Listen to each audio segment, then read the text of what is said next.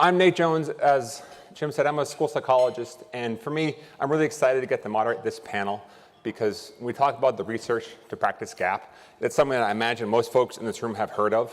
And when we say it out loud, it always seems like, well, the solution is just more training. If we have all this research and we're not doing it, let's just train more people on what we figured out. And we've been trying that for like 80 years and it hasn't worked yet. And I think the reality is that there's a lot more gaps. There's gaps between medicine and education. There's gaps between education and mental health. There's gaps between mental health and physical health. And often, and really unfortunately, there's a huge gap between all of those pieces and kids and families, which is where I'm so excited to have this kind of event and why the work that Judge Broderick and Dartmouth-Hitchcock and other groups have been doing in this area is so important and so valuable. What we're going to do now basically is we're going to have 3 different sets of speakers come up and run through the panel. They're going to say their piece, and then we'll have questions at the end. And then we'll have a couple of wrap-up folks come up and do some quick pieces. So if you have questions, please start thinking about them. We're going to have someone run around with a mic to catch you guys. And we're going to try to certainly keep everybody on time. And I guess my final thought before I introduce the first set of panelists is that, yes, training matters. Yes, work like this matters. But the piece that we have to have, the core of all of this is relationships. And they have to be local. And if we don't have relationships with the folks in your community, it's not going to work. So I'm a huge proponent of the importance of collaboration. And you can't collaborate, sort of obviously, if you don't know folks. And so what I would encourage people to do, while I have the microphone, is just show up, is go to meetings. If you want to work with the doctor's office, call them. If you want to work with a school, call them. And I've never been told no. And all the phone calls I make, they say, can I come to that meeting? I've never been told no. People are always happy to have someone else there if you can be a useful part of the meeting. So it's all about those local relationships. So with that being said, our first panel is actually 3 folks.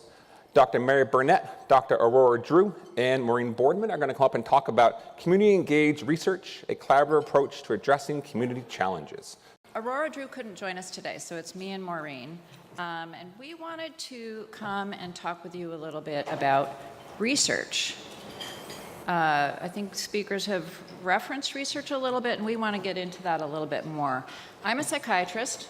That means I'm a physician, and I'm particularly interested in mental health and addiction. I was here yesterday, and I was really inspired by listening to students all day and hearing what they had to say. And I'm here in my role at Dartmouth-Hitchcock. So I'm one of the associate professors at Dartmouth, and in that role, I'm a researcher. I'm also a public mental health administrator. I'm the medical director for the New Hampshire mental health system, and I'm also a clinician.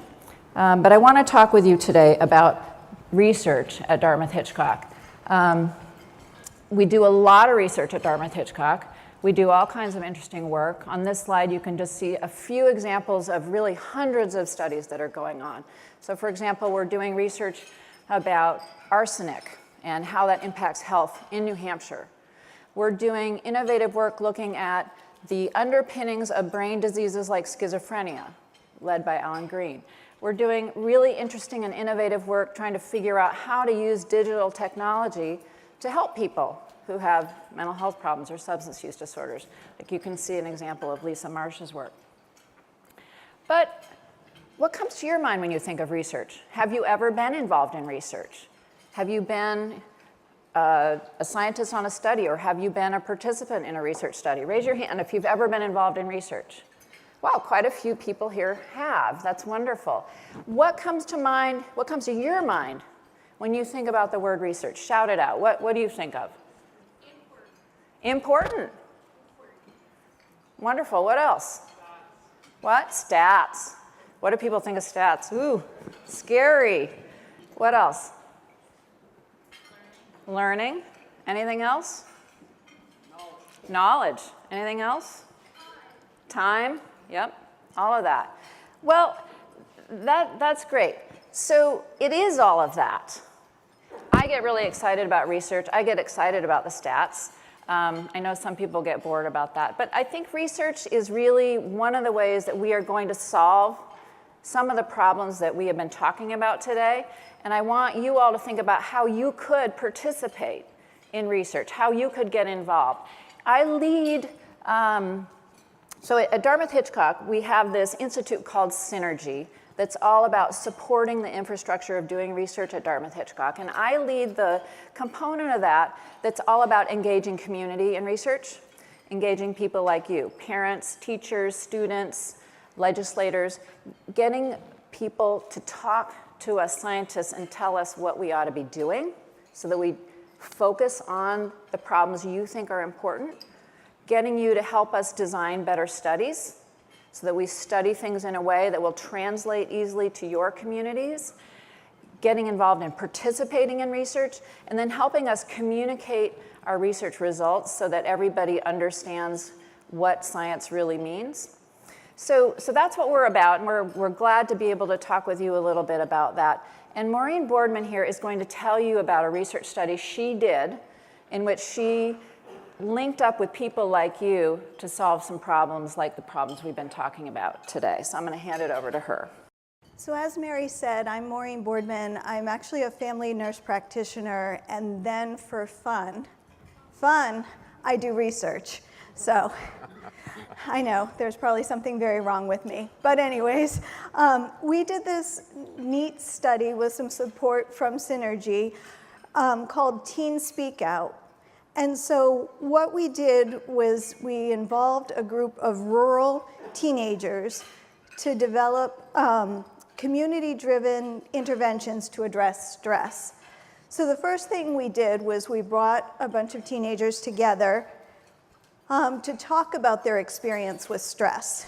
And of course, as we know, and if you don't know, it's listed here, stress is associated with teen risk behavior, substance abuse, mental health difficulties, academic problems, poor decision making, as well as diminished physical well-being. So our objectives were to identify the individual and social factors associated with stress among teens living in rural communities. And by convening, how we did this was we convened a group of dinners called Teen Speak Out dinners targeted at our catchment area. And then from there, we went on to design and evaluate a tool to help teens deal with their stressors. So this is our community, and as you can see, it spans both sides of the Connecticut River. It's a little bit north of Hanover. And the interesting thing about our catchment area is on the high school risk associate study that the high schools do every year, these high schools in our catchment area had some of the highest scores for high-risk behaviors. And they were also in rural and very underserved areas. So the participants were teens ages 13 to 19. We formed what was called a Teen Advisory Board, including teenagers from the community in that catchment area, community members, advocates that came from my employer, which is Little Rivers Healthcare, which is a federally qualified health center, as well as the community mental health center in our communities, as well as teachers and some interested parents. So we had a series of engagement dinners with questions and discussions and brainstorming, and identifying the perceptions and the approaches to addressing their stressors. So we held 5 events with more than 35 teens, some of them coming to multiple dinners. We had 2 designated youth leaders and some community stakeholders at these dinners. So this shows kind of the stressors that the teens identified. And the larger the word, and I know we had a discussion about bullying earlier, however, the larger the word, the bigger the issue it was, or the more students that identified it as a source of their stress. And so as you can see, stressors came from everywhere. Schoolwork, parents, money, siblings, jobs, grades, athletics, college. So what we found from these series of dinners was that teens wanted a safe space to discuss their stressors. They were looking for more coordination of school schedules, and one of the panelists mentioned it earlier, how you can go for weeks and not have anything, and then all of a sudden you've got 3 tests, a 10-page paper, and everything comes down at once. They wanted more adult guidance. One of the things that came very much to the forefront was they wanted more therapy available at schools, because we're talking about a rural area. So teenagers who live in rural areas where their parents may work somewhere else get to school by bus or car, but then it's hard once they get to school to get to see a therapist and somebody to talk to. And then a school mechanism for dealing with bullying, because as you know, unlike when I went to school, bullying happened when I was at school, but when I went home, I was safe. With the advent of cyberbullying, you're never really safe because the bullies can still get to you if you turn on your social media. And then a Life 101 course, how to balance a checkbook, how to go to the grocery store. So there was a bunch of suggested interventions, a mindfulness app or program, counseling available at school, yoga and Zumba classes, discussions like Teen Speak Out, school-wide online coordination of scheduling, and they had talked about a project similar to the Humans of New York or a Tumblr site. So one of the things that the Teen Advisory Board was come up with was they came up with an intervention, and we had the Teen Advisory Board look at 3 apps designated for stress targeted at the teenage age group. And there were 7 cups, Pacifica, and Super Better. So we had the Teen Advisory Board sit down and decide. So there were 8 members of the Teen Advisory Board. So when we finished the explanation, we had of the apps, we had 4 for Pacifica and 4 for 7 cups. So we went back in, and actually the teens who had voted for Pacifica convinced their colleagues on the board to switch from 7 cups to Pacifica. So we then piloted the project with the members of the Teen Advisory Board as well as another group of teenagers which they recruited. So we did well-being, pre- and post-intervention questionnaire, an acceptance of the intervention, perceived relevance and usefulness of the intervention, the intention to use Pacifica in the future, and ideas about broad dissemination. Well, we didn't have to worry about broad dissemination because we had issues with the Teen Advisory Board before we started the study, going out and saying to all their friends, look at this cool app. You need to use this. So we heard some compelling and heartbreaking stories from the teens about their experiences and what they were going through. One of the other nice results that we had is through the organization that I also work for, we were able, through an AIMS grant, which is a mental health grant, to put therapists in the school, high school. And initially the idea was that it would be funded through the grant. The interesting thing was after we did it in one school, we found out that it actually could be, while not necessarily profitable, it could be break even. So we didn't have to worry about the grant funding running out. And so now we have therapists in 2 high schools in the catchment area and 2 elementary schools. So the limitations of our study is it was small. I think there were 16 teens altogether. And we needed, along with the teens' permission to do the study, we also needed parental permission for the phase 2 to use the app. So the conclusion through the date at this point is we have funded full-time counselors. This was originally written a little while ago, so we have 2 high school and middle schools and 2 elementary schools, going to be 3. We have a pretty significant stakeholder support to expand the network of school-based counselors through federally qualified health centers And in about a month, there's the meeting of bi-state, which is the community health centers in both Vermont and New Hampshire, and it's actually one of the things that is going to be discussed.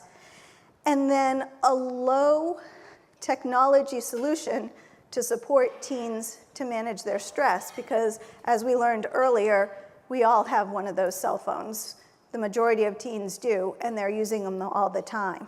And then the consideration for future study is maybe we target teens with pre-existing anxiety and mental health disorders, whereas we just went after the general teen population who is interested in making their community a better place. Now, to move things along, I get to introduce Mary Forsythe-Taber, who is with the Public Health Networks. And if you don't know about your public health network, they are a wonderful resource and certainly an underappreciated resource. So I'm excited to get to learn more about them. Today I'm here to talk to you about the Regional Public Health Network, which I am a part of. State of New Hampshire created, I think it was 4 to 5 years ago, an initiative or a decision, a shift in the way that we operate to create this Regional Public Health Network. And what that did is it divided the state of New Hampshire onto its own unique map of 13 regions, placing a substance misuse prevention coordinator in each of those 13 regions. I'm that representative for the Greater Manchester region. Also, we have a continuum of care, a substance use disorder continuum of care facilitator, which is a fancy name for saying that we have someone that's really focused on bringing all of our partners within the Greater Manchester region together to talk about the issues around the opioid crisis, addiction crisis, and how to work better together. Before I forget, out on the table where you signed in, there is a sheet that has a list of all 13 regions and your coordinator, contact information, and their website. So be sure to try to grab one of those on your way out. If you forget to do that and you want to get a hold of whomever is in your region, you can go on the DHHS website and find it that way as well. The key points of what I want to say to you is that each one of those 13 regions currently has a strategic plan. They've done work within those regions to find out what are the hot buttons, what are they supposed to be working on, and what does everyone agree that needs to be worked on. Those are coming to an end at the end of June of this year. It's an awesome opportunity for everybody in this room to figure out who your coordinator is and get yourself on a committee to work on the next 3-year plan. And I hope that you do that, because in the last 2 days, we've discovered a lot of things that we could do a little bit better by our youth. The last thing I want to say is that the coordinators are the contact for a lot of the statewide initiatives. How many people have heard about the IDN project, the 1115 waiver? Okay, so in each, they have their own map. They have 9 different regions, but we are connected in Manchester with 2 of the communities, South Central, which is the Derry, Plastow area down to Salem, and then in Greater Manchester. So we are your contact person. If you want to find out more about that, we can help get you directed to the right person. The same thing with the continuum of care work. There's a lot of state initiatives that are starting to come through the Regional Public Health Network, and that's on design so that you have one singular place that you can call, and we'll get you connected to the right support or whatever you're interested in doing. I would ask you to think about leaning in as adults in this room and getting involved in any kind of a strategy within your region, because we do need your help. I'm one person. I'm in a region in Manchester. We have 190,000 people in that region to try to figure out what's the best thing that we can do for the majority of the people. And obviously, some of the regions, like up north, they have, I think it's upwards of 70 communities. So they have the flipped problem with just the resource of trying to ping around all of those communities. So you can be a vital part for us to move forward as a state. That's it for me. Thank you. Now I get to introduce Dr. Keith Loud. Dr. Loud is a pediatrician up at the Children's Hospital at Dartmouth, and is someone I can say I'm proud to call one of my old dotted line bosses, you know, people you sort of work for, when I used to work up at Dartmouth-Hitchcock myself. So I want to welcome Dr. Loud to the stage. I don't know if I see Jim Alberg, but Jim was sort of expressing sympathy for some of us who are teachers and might be pediatricians for working with this age group. And I get to say to Jim, those are my best days. The days that I get to work with these guys are my best days as a pediatrician. My worst days are as an administrator when I have to deal with grown-ups who are acting like adolescents, which I have to do far more of more recently. And I guess I have to put in a big pitch, because actually if you're going to do anything, you want to fund the public health networks and the public health departments a heck of a lot more than us. But we are, as pediatricians and as health providers, still in a privileged position in that people trust us and listen to our advice. But there's a challenge with that. And so I have two numbers on the screen. And I came up with 1260 as the number of hours in school a year that adolescents have, maybe 5 or 6 or 7 hours a day for 180 days a year. At most, they'll have 1 hour, probably more like the 20 minutes that Wendy was saying, Wendy Sue Swanson, the other pediatrician, with a primary care provider. So we don't have that much time to have an influence. We have to be influencing through the schools. So the session here was supposed to be about how to partner between healthcare and the community, but actually we are the community. We aren't in the community necessarily up at Dartmouth-Hitchcock Medical Center because we're far away, but virtually all of your communities will have a family medicine or pediatric practices within your community. Many of us function as school physicians.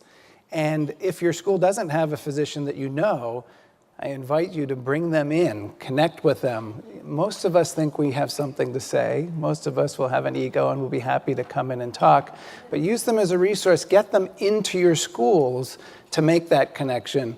We have kids of our own. Many of you will know that we have kids who are on your sports teams with you. So we are of the community, and it's not healthcare versus community, it's healthcare within your community. But I am from the medical center, and I want to talk a little bit about how the profession of pediatrics and Dartmouth-Hitchcock Medical Center and CHAD are working to help those community-based physicians and primary care docs do better.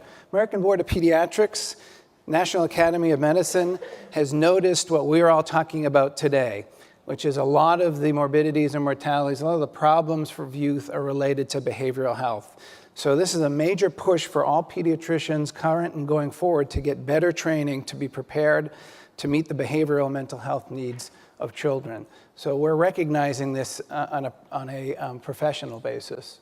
And we're recognizing it at CHAD as well. So this is just one rubric I sometimes put up in terms of what we do in trying to help all of our community pediatricians and family physicians. The bottom of the pyramid is educational efforts to try and help raise the game of recognition and management of behavioral and mental conditions. Then we have the opportunity to actually bring some expertise into the medical home, which is what we call the primary care practices, through community child psychiatry access partnerships and something we call e-consults, where your primary care docs, your kids' primary care docs can access the expertise of psychologists and psychiatrists in the medical center. We can actually sometimes bring that expertise directly into the primary care practice using teleconsults. Nate may have done some of those when he was up with us in Lebanon and continues to do so, where you bring the psychiatry or psychology expertise right into the medical home in your community. And at the top of the pyramid, although throughout, and I'm looking at one of ours right now, Susan Pullen is on our behavioral health team and is our embedded behavioral health clinician in our general pediatrics practice in Lebanon, as someone who is an expert in this field, who can help someone like me as a pediatrician to really work through some of the more challenging cases and trying to perpetuate that model throughout, in addition to having psychiatrists oversee that. So we're trying to bring expertise closer to the home, as well as the last pitch, while we're talking about potential policy solutions, and I talked about the school. How many folks have a school-based health clinic in their schools? It's not a big thing in New England. It's not a big thing in New Hampshire. But that brings the healthcare expertise right into the school, can start meeting some of those desired needs where kids want to have a very safe space to talk about these issues. You can embed behavioral health counselors and expertise in that unit. It is the best way to bring healthcare to the kids rather than the kids over to the healthcare. And if we're going to talk about this coming forward from this whole thing, in addition to, and we could partner with the public health networks to do school-based health clinics, that might be a way for us to do a little bit better. Last pitch, the last number of hours, and I want to give credit, there are 4,580 hours rest that aren't in school and aren't sleeping, and parents, as you've said, have to have the biggest role. So let's have some questions. I was wondering if anyone could speak to what I see as a very big associated problem is that once you identify that a kid or an adult needs some help, you can't find a provider in New Hampshire, and I'm guessing in a lot of New England. Who wants to take a crack at workforce? You're in psychiatry. I'll let you tackle it first. Okay, so I'll take a stab and you can add. We recognize this is a big issue. There's a workforce task force that is being led, I think it's by the legislature, or the governor may have appointed another one. So there's at least one, if not multiple, task forces looking at workforce. It's not just an issue in New Hampshire. There's a shortage of mental health or behavioral health providers across our country. Our Congress has work groups on that as well, and has put forth ideas for how to solve this problem that involve better funding, ways to get people to get educated in order to become professionals in behavioral health workforce. It comes to, in my view, it comes about making sure that we pay people a reasonable wage to do behavioral health work, and that's a problem. So that gets to insurance parity. Does your insurance company pay a counselor a decent wage for them to be able to help your kid? Maybe not. Maybe that's why we don't have enough workers. So workers tend to go and do what they'll get paid well to do. There's lots of people in mental health who are there because they're passionate about it, but if you can't feed your family, then you may go work somewhere else. So it's a complicated issue that we recognize and we're trying to address, but it comes down to making sure that those workers can earn a living. You want to add anything to that? Sure. I mean, the Board of Pediatrics, and we're trying to fill the breach with physicians, non-psychiatric physicians, pediatricians, family docs, to step in and work closely with social workers like Sue. But how do we get to the point where we had to advocate for parity? We all allowed payment rates way over back when, by not paying attention, sort of for behavioral health, mental health, psychiatry to be carved out and become second-class funded services within our health care delivery system. A lot of laws have gotten it back on parity, but we're still having to catch up from years and years of not paying psychiatrists, psychologists, and other mental health clinicians. So you have to pay attention. And now in the policy arguments, as we're talking about healthcare reform, and the next election will be a huge topic, we can't forget that behavioral health, mental health has to be within the mix of what we end up paying as a benefit, because it's true. You've highlighted the key problem. In the meantime, while all the politicians are doing all their things and we don't have enough people to help these children, what can our communities do, and how do we know what we're doing is right? I just wanted to say a couple of things. There is 10 community mental health facilities here in the state of New Hampshire. Again, they have their own map. But if you get the list that I gave you that's out in front, and you get a hold of your coordinator within your region, they can get you connected to the right person. So that's one solution. And the other thing, we spent the entire day yesterday and a good part of today talking about peer-to-peer support. Mm-hmm. And there is peer-to-peer support going on in most of the communities. It may not be, on the billboard going into your town, but again, if you look at the resources that we have, connect with your pediatrics or the hospital that's in your region. There is some work going on, and we'll help to get you connected. It's not the solution, but it's a place. We don't want anyone to think that they can't get help, so we want to try to make sure that we get you connected, even if it's a sideways, to the right people. Can I add? So I want to second that, both points. Your region has a community mental health center that is required by law to serve kids in your area. And many of them are partnering with schools in your area to embed counselors in your schools. If your school doesn't have that, you should talk to your school principal and say, why doesn't our community mental health center have a counselor in our school? And get them talking and be an advocate within your school to make that happen. It is happening in many of our communities, but not all of them, and it's a great way to improve access to counseling for kids. And I just want to second again that the peer support stuff is fantastic. You guys are doing fantastic work with that, and we can use more of that because kids have power to help kids. And I'll just add too, maybe being a school psychologist, that success in school can by itself be a mental health intervention.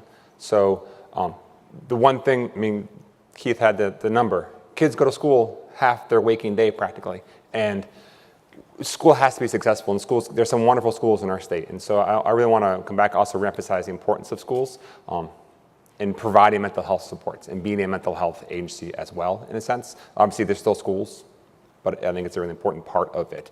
And also, I want to just bump pediatrics too. My wife is a pediatrician, and probably spends half her day doing mental health. So certainly, always encourage folks to talk to their pediatricians because most pediatricians are wonderful resources as well. I just wanted to say, you know, ours started as a small study, and it ended up being something that, you know, because the community saw such value in it, and people, when they heard about it, that, you know, we were approached to helping put behavioral health in the schools, and we've definitely been expanding it, and it's a model that they're talking about for all the federally qualified health centers across both Vermont and New Hampshire. So I think a small idea, just this little tiny research study, you know, it shows broad implications. Yeah. And the other thing is, as a primary care clinician, you know, with adults, the major reason that adults seek to see their primary care clinician is mental health reasons. And so I think we're seeing the same thing reflected in our teenagers. All right, yeah. So if you're in an under-resourced community, federally qualified health clinics are there to provide services in your community, and Maureen is in one of those. So that's another place to go to and say to your school, why isn't our federally qualified health clinic providing a counselor in our school? Like, so Maureen's is now. They weren't a year ago. Right. But it's a model that's really working. So that's a great solution for some communities if you have a federally qualified health clinic. Sure. I'm a clinical social worker. I work as a SAP in the Upper Valley. I've been embedded in schools for quite some time. I've been in community mental health for some time. I love the fact that somebody who's smarter than me is talking about finally embedding primary care and other services within the schools for exactly the reasons that you mentioned. We've got them, we've got the kids in the schools. By extension, we have many of the families. You know, at 3 o'clock or whenever the school day ends, we lose them. And yeah, they might have an appointment, but they don't necessarily get there for a whole slew of reasons. With respect to mental health clinicians in the schools, one of the big issues that I have seen, and you started to talk about the financial parity. When you've got somebody from West Central, you've got somebody from Clara Martin Center, you've got somebody from HCRS, these are agencies up in our neck of the woods, who are getting paid with master's degrees, maybe 70, 75 cents to the dollar compared to Sir, I'm sorry I have to cut in. We only have like 4 minutes left for the whole session, so if you could move to the question. We want to make sure we get a couple questions in, yeah. The mental health parity between mental health and teachers with the similar degrees is one of the major issues that I see. I'd love to hear your thoughts on that. So I wasn't aware, you're suggesting that for the same level of training and education that a classroom teacher will get paid more than a master's trained behavioral health clinician within the school because they come from, what they're doing is they're embedded through the mental health system, the community mental health agencies. And again, it speaks to, you know, that's healthcare delivery, and behavioral and mental health has always been a second-class citizen when it comes to reimbursement. So that said, we don't necessarily want to burden the educational budget. So this is why we're starting this conversation, because this has to get into the policymakers' laps for sure. Definitely, yeah. And yeah, say there was another one at this table, I think, somewhere. Yeah, wonderful. Yep. Yeah. Great. Hey guys. So I wanted to say something that these two flyers were something that I got outside, and it was the high school internships and the high school experiential days. These two forms I have never seen before in my life. However, if those were presented at our schools as flyers of something to become involved with, I think youth students would love to become involved. That one's blank. Let's one back to it. But I think that would be something to definitely encourage students to become involved with, because I am interested in this, and I think that you guys are amazing role models, and that would be great for youth students who are interested in this but don't know how to become more involved, that it would be a good idea. All right, we probably have time for one more. Thanks for the pitch. Yeah. That's There was the habit of hand over here a while ago. To develop the future workforce of healthcare providers. Let's see, in the state of New Hampshire, like I've said, I have 2 children in middle school. I feel like we are operating in an epidemic of anxiety, depression, suicidal thoughts, and suicides. Has anyone thought about sending home through the schools a physical piece of paper that is, mental health checklist 101 basics for parents? You can email it, we can get it through Power School, a 101. We have to be in a prevention mode. In preschool, elementary school, and middle school. Justice Broderick talks a lot about this. When you lose them, you lose them. The warning signs are there, and guess what? We don't know the warning signs, and a lot of them are really basic. So I'm just wondering if there's something we can do through the schools to get to a lot of people, a checklist, rather than waiting to go to the pediatrician and that kind of thing. What I mentioned earlier, that all of your regions are getting ready to create their next 3-year plan, that can be part of the plan. And I have a feeling, because we have a lot of youth in this room, it's going to be part of the plan. Many schools are moving in the direction of doing what they call SBIRT, screening, brief intervention, and referral to treatment. And I do believe that whether we have student assistance programs or the school nurses or other professionals in the school that can begin that. Also, some schools are embracing things called Signs of Suicide, which has a universal screening component for all students. It's a curriculum that's offered to all students. So those are, through the Department of Education and the Bureau of Student Wellness, we're trying to roll out these best practices across the state. And the idea of having health clinics in the schools, Clipper Health Center was at Portsmouth for years ago, and having the ability to have access to both medical and mental health services in the school, I think, is certainly a direction we need to go. One of the big barriers, though, that we're seeing is administration is worried about, you get a kid there talking about trauma or whatever, and then they go to math class and they're going to be bleeding all over math class in terms of the trauma. My point is that they're already having difficulty getting into the math class. So we need to provide better access to those supports right there in school.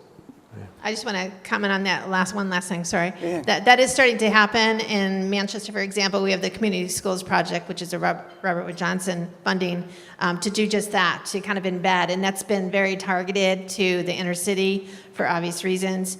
But that model is starting to take off throughout the state. It's not across the state, it's in pockets of the state. It's again why everybody in this room, especially the parents, need to be the advocates.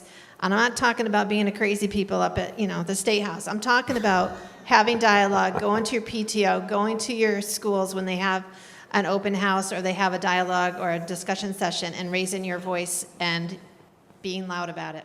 Okay. So I just want to put one last plug yep. because I have to. Screening tools are things we use in the clinical setting because we don't know your kids that well, because we meet them 20 minutes every 2 years maybe. That's why annual screening. Wendy put up a poll yesterday, and only 50% of the kids said they had been screened or less, because they don't come to us every year, nor do they need to.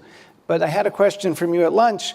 And another question, what are parents supposed to do? You spend more than 5,000 hours every year with your kids. You know your kids. You don't need a screening tool. If you, in your gut, think something is wrong, probably something is wrong.